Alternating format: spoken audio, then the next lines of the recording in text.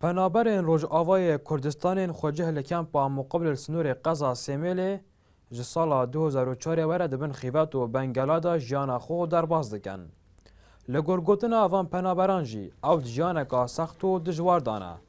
جبر کد هاوینان دا اوت بنوان خیوات و بنگلادات کلن اولزوستانا دا جی اوت قرسن.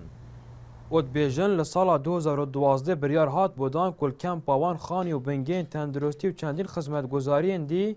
بوان پنابران بنا درست کرن لیتانو که اف بریاره نهاتیا جیباجه کرن. سرارای کو جواتا وزیران جی امضا سر جیباجه کرن آوان پروژان کربو. اف همی جی قبل محافظ وانه، جی قبل لجنه وزاری وانه، جی قبل برلمانیا وانه. یا بلا بیج هین کرد هین برای مرد و اردانه یا برا هینج مرنه لازمن هین چیلی که عالمنا برينها مال دريه محافظ خذ درينا ابيد خذ دري مرفانات كان كامبا مقابل الجموانا كانوا تشكيدين يعني الكردستاني دي ام تاسفت مش سري اخر دي بس مجبور ام راستي يعني عالم يربيشن اما هي حكومتها كدي بتشكي في ملاتير بكي يعني كا حتى كان افيازا ساك سري صالت كفد صالات وازاده عندن خيبات پنابرک جید بیجید جبر کو اف بریاره سردمی برهم صالحی هات بو امضا کرن کلوی دمی او سروکی حکومتی بو لورانو که اف بریاره نهایتا جیباجه کرن جبر کو برهم صالح وکو سروکی حکومتی نمایا رئيس حكومة شو قرارات قال شو ما شو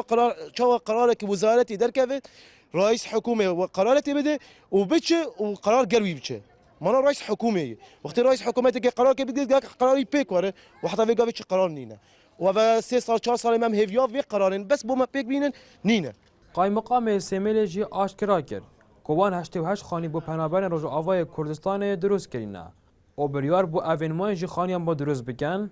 لیکریزا دارایی و زیدابونا آورین روز آوای کردستانه بونرگر هم بر کاروان فعلا جبريار هاتدان كو بهمي وان آوار سوريا اوت وی وقتی هاتین حکمت بخانیا آواکتن لی پشتی 2012 آیان 2013 جدو اگر ایک کو بودجب ایک جاری کردستانی هات را گرتن و اف پروژت همی هات را گرتن زوربای پروژت حکمتی زیده باری هنده